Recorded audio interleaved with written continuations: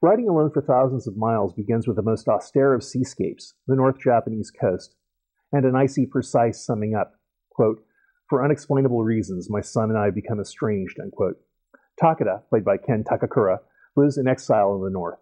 His daughter-in-law, Ria, Shinobu Terajima, pleads with the old man to finish a film project his hospitalized son was working on, the story of a Chinese opera performer from a remote village in Yunnan. But the musician in question is in prison for 3 years, behind not just stone walls, but layers of red tape, which Takeda tries to cut with the help of a local interpreter, a very funny actor named Lin Q. The ultimate futility of the errand is of less importance than the journey itself. And Riding Alone for Thousands of Miles is a strangely moving film, particularly when you least expect it. From Zhang Yimou, the man who's becoming China's most eminent film director. Yeah.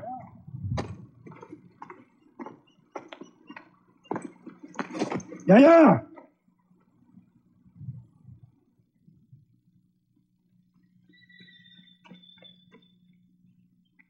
Yeah, yeah. Julie!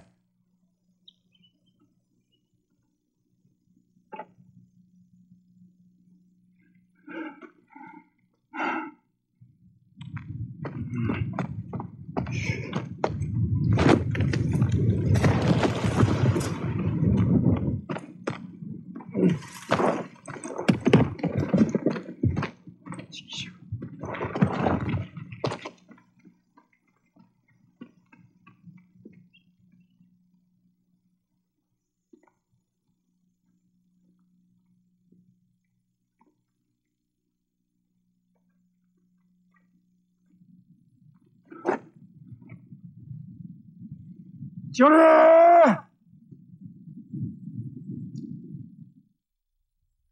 I put it to you that the qualities you were praising in House of Sand are all present in Riding Alone for Thousands of Miles, but in a much more interesting and varied form. I think that the second half of this film gets a little bit on the draggy side. On the rest of it, though, is constantly compelling. Takakura, I think, was brilliant in this role.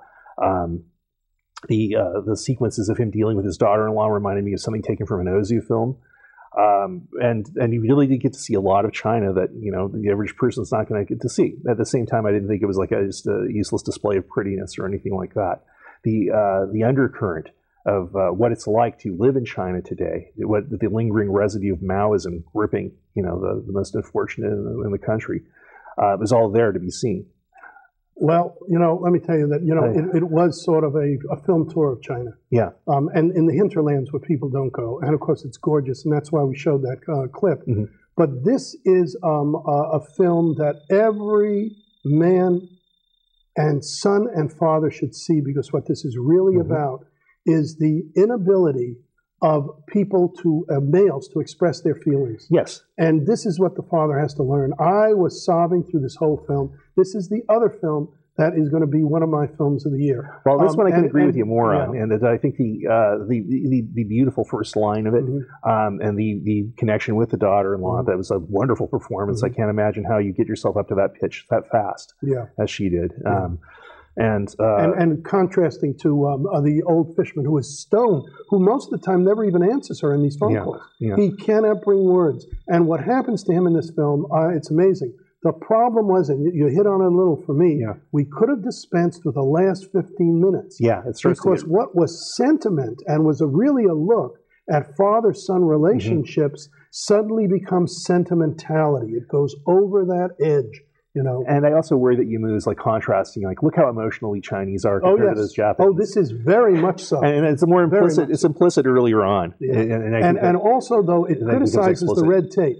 There's that great scene where he makes the videotape and breaks down, and it breaks right through the bureaucracy. That was brilliant. They feel for him as a man. No, even the warden of the prison. It's amazing. Go see it out there. It's a marvelous, marvelous film. We both agree on that. Okay.